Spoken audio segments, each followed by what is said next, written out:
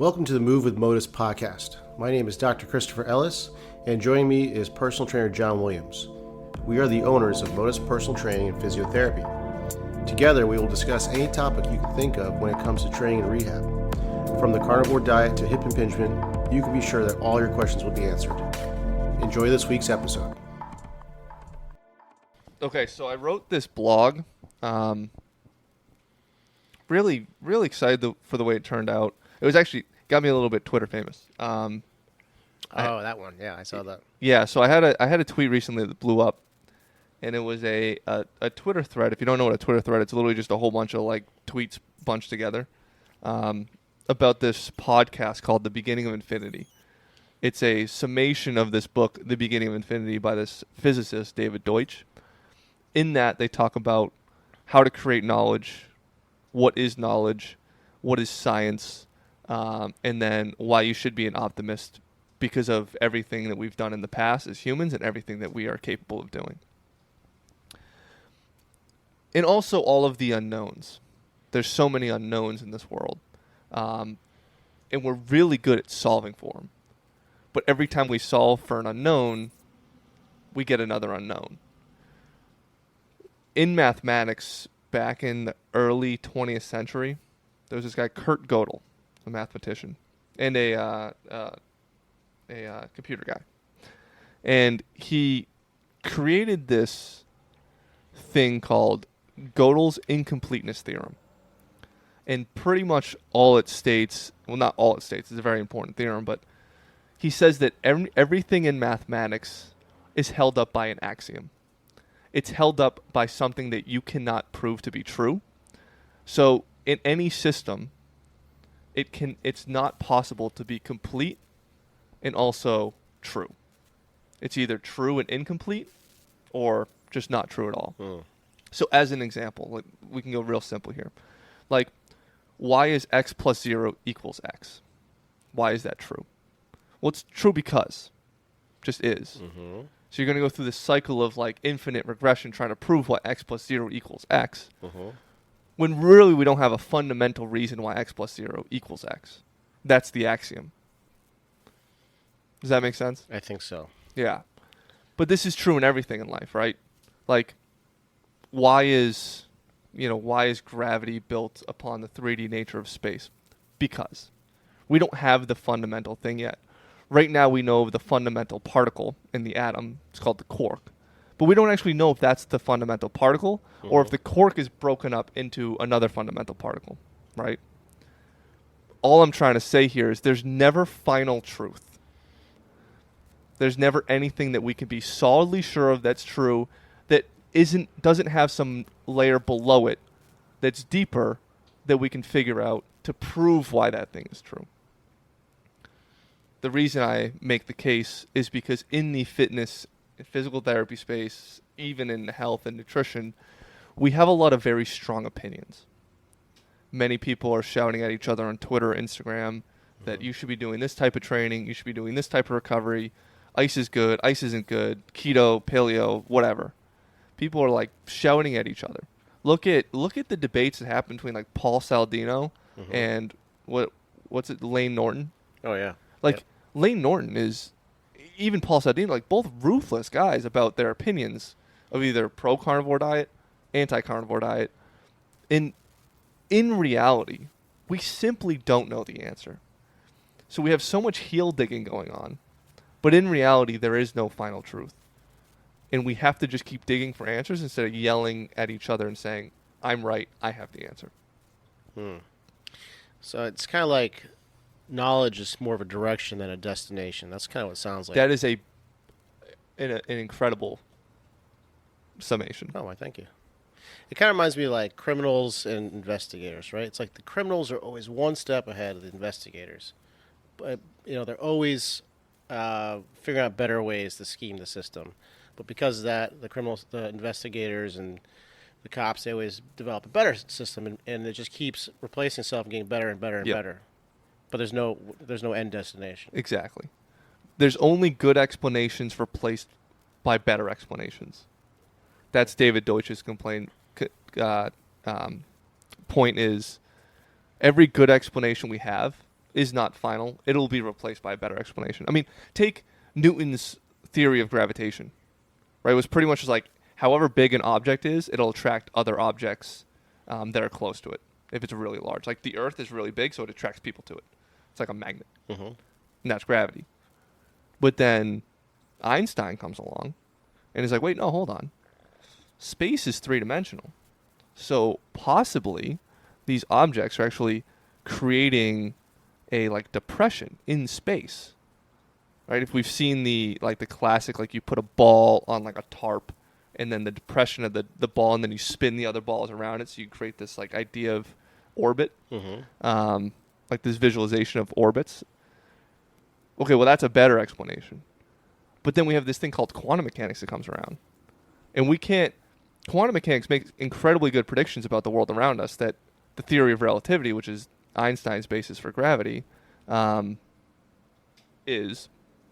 But it makes better explanations than that theory, but it can't explain gravity.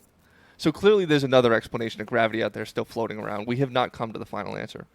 Just like if we talk about like, something simple like plantar fasciitis, and people are like dead set that it's because of this, dead set that you need to like wear a boot when you sleep, dead set. Like people are convinced that there's certain solutions for these things. But there's just good explanations replaced by better ones.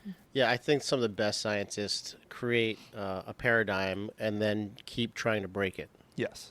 And when they break it, they create a better one. Instead of this, as opposed to someone who's maybe not as scientific-minded or, a little set in their ways, will be like, this is the model, and they'll go out of their way to keep proving their model. I think if you come up with something, you got to try to break it. That's the best way to improve upon it. And you want to try to unify other theories that currently exist. Like, oh, why is your shoulder hurting? Well, it's because you're benching like this. Mm-hmm. Well, what about all the other exercise that I'm doing well or poorly? You want to find the fundamental reason why the shoulder's hurting. Then you can fix the movement in every single pressing type exercise. That's the unified theory of why your shoulder hurts versus just like, oh, it's the way you bench. It's funny. In my career, as I got better and better, I found myself saying, I don't know, more and more. Yep. When you start off, so you feel the need to like answer every question that a patient has and say, well, you have a shoulder impingement because you got this tilt of your scapula and you're rounded forward, and then you kind of realize like maybe, it's physical therapy and rehab is just hypothesis testing. So I always I'm very upfront with my patients. Like, look, I can't say 100% sure, but this is what it looks like it's happening. So let's go based on this. We'll do exercise and stuff around that with this in mind, and if that doesn't work, we'll reevaluate and see. We'll see what sticks. And I think that's I don't know. I find I get better outcomes that way, and I get better buy-in for sure. Yeah. Which is interesting. You'd think that if you told someone you don't know why they hurt, they'd be like, "Oh, he doesn't know what he's doing." But it's just the opposite. It's just the opposite. People think you're actually more intelligent when you give good explanations for things, but also will state that you don't have all of the answers, and you're willing to find them for them. Right. The reason the book is called The Beginning of Infinity is because David Deutsch makes the claim that we're always at the beginning of an infinite series of knowledge creation. And that's forever. Like anytime we create new knowledge, we're still at an infinite string of new knowledge. So your knowledge is finite, but what you don't know is infinite. And the things that you don't know may one day affect the things that you do know. That might completely change what you know and make you realize, well, you didn't know those things at all. I know. That's why I try to not be so firm in my descriptions of things to people, because I don't want to be like 5 years from now. Oh, I thought it was this, and I told everyone it was this, and now I learned more, and I was completely wrong. Yeah, and you were like battering the other side. You were like, oh my God, Lane Norton's an idiot for thinking you should be doing anything other than the carnivore diet. He's so stupid. And you're saying all this stuff on Instagram and Twitter. You're digging yourself into your opinion. Then 5 years later, all of a sudden, Lane Norton was like a little more correct than you, or like new research came out that said you were both wrong. And now you have to like retract all of these really mean things you said and all these harsh opinions that you dug your heels in with. It becomes very hard to say, whoops, I was wrong. I do have to say, though, I mean, I haven't listened to Lane Norton that much. I'm picking on him for no reason. Yeah. Like, I'm not saying he's right or wrong about anything. He is a fiery personality. Yeah, well, Saladino, he's changed his mind on a number of things, and like he's added a lot of fruit into his diet, and I think he even describes himself now as more animal based than rather just carnivore. Yep. Which I almost respect. It's like, okay, he's like, I tried this, I wrote a book on it, it was working for a while, and then I got heart palpitations, so I switched up. And he's not dogmatic. Everyone wants to say that he's like hardcore carnivore, but if you listen to him, he's actually not. Yes. So I don't know where. I know that him and Lane have gotten into some beefs, but I try not to go down those rabbit holes too much. Yeah, and of course, Lane, I know you're listening to this, but I don't mean to pick on anybody here. I just know that was like a debate, so that was the first one that came to my mind. Yeah. One of the things they also discuss in this podcast and in the book as well is like mainstream's view of science. Like we think that mathematics is certain, science is almost certain, and then philosophy is like a mere matter of opinion. And that's kind of what we're taught in school, right? We're like, okay, numbers, we're sure. Like 1 + 1 = 2 every single time. That's irrefutable. We don't need to say why, but it just is. And then science is like, well, it's kind of like a little bit more numbers, but then like also like these theories that are testable. When we look at our caffeine conversation, clearly is more up in the air. So when people go around and say, hey, you need to believe in science, there's no science with a capital S. Right? You should not have faith in science. Science is based in doubt.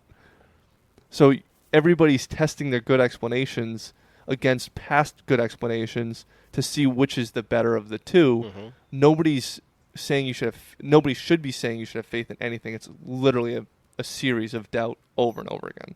Yeah, agreed. So something around there kind of reminded me, this is a little bit off topic, but you kind of spurred an idea of kind of where I see the medical system going, healthcare, not just medical. Because it used to be like you had your primary doctor, he was kind of your go-to, and he kind of knows all.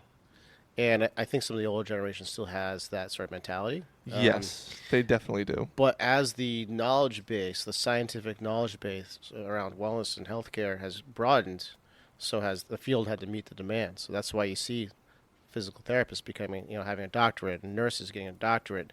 It's just fragmenting more and more because the knowledge base is so huge. There's no way one person can have all of that information. Exactly.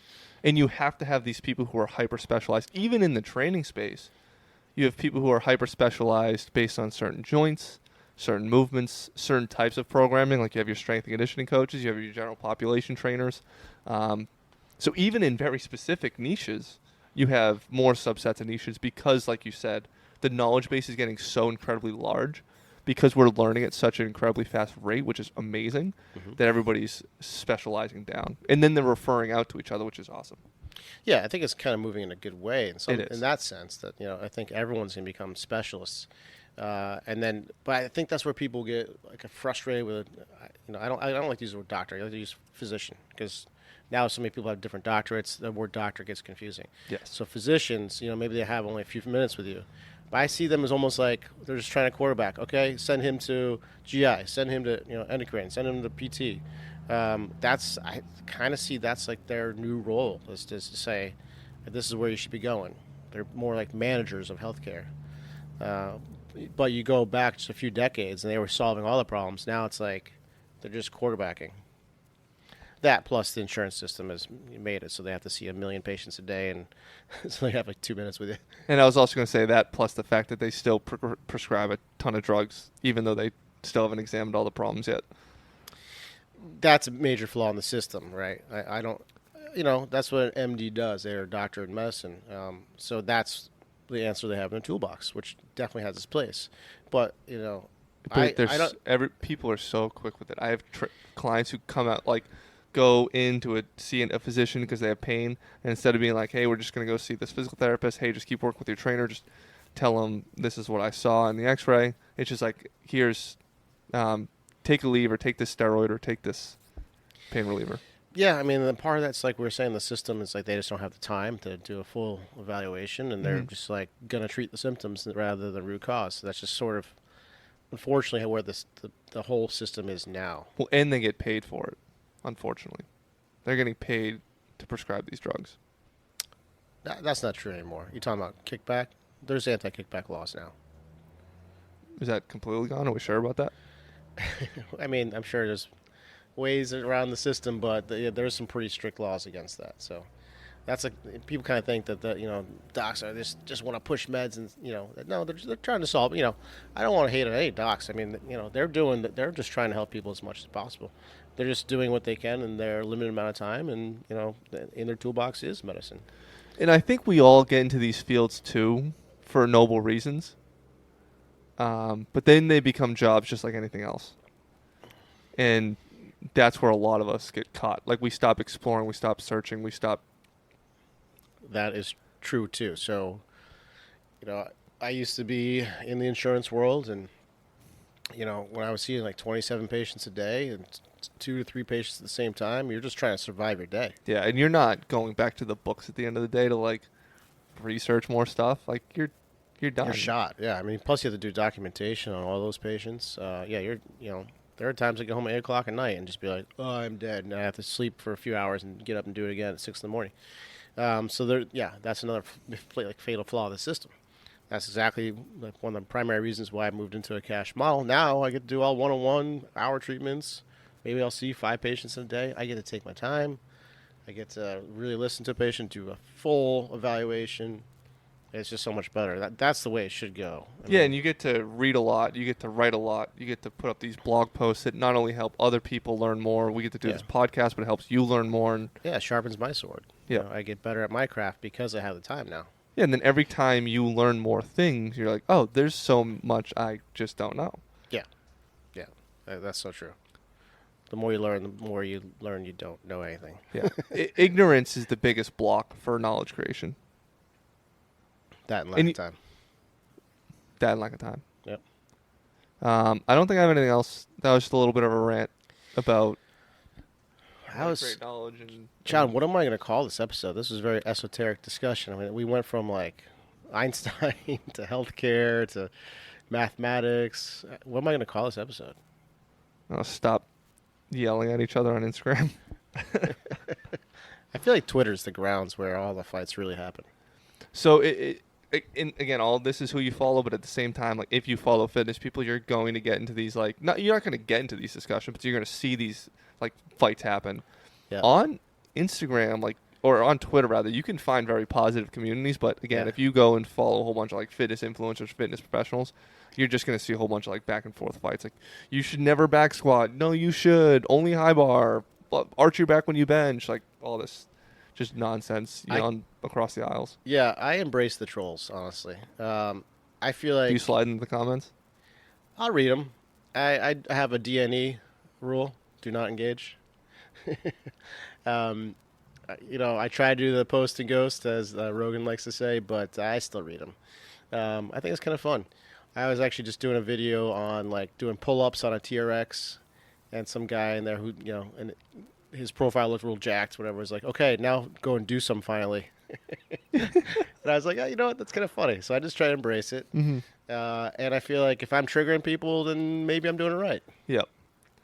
Yeah, when I put out that Twitter thread, I had this one person reach back, and they were just like responding to one of the tweets that they disagreed with the opinion of. And then I hit him up. I'm like, hey, man, like, that was actually kind of a cool insight.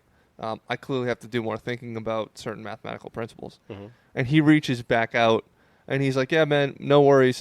Just be really careful about who you listen to, because it's clear that you're not finding the right people to, like, the people that you're seeking this information from, like, clearly don't know what they're talking about. I'm like, that was unnecessary to say. Yeah. I just didn't respond. I was like, what? Yeah. I was like, I was just saying thank you. Yeah, there was another, like, PT went onto my Instagram account and posted something. What did I write about? It's something nutrition-oriented. And he's like, oh, by looking at your feed, I can tell you're one of, quote-unquote, those PTs. And I was like, but then his whole feed was nothing but pictures of burritos. So I'm not even kidding. I think his handle was like Burrito PT or something like that. I was like, okay. Alrighty then. So whatever. You can't take it personal. Yeah, no, it's a whole bunch of people without profile images, and their Twitter handles like pot shots. XDX124912170, and then they're trying to say their high and mighty opinion on your post. It's like _ keyboard warrior. I have no take on those individuals. It's just it's just a whole bunch of ignorance, I suppose. All right, we really had quite the spectrum of conversation here, so I say we call it. What do you say? Sounds good to me. All right, John. Hey, see you next week. See you next week. Do you have unexplained pain? Or do you wonder just how healthy you are? When was the last time you had your blood tested? Blood chemistry analysis is a great way to stay ahead of any health conditions, and now you can have control of your health with Let's Get Checked.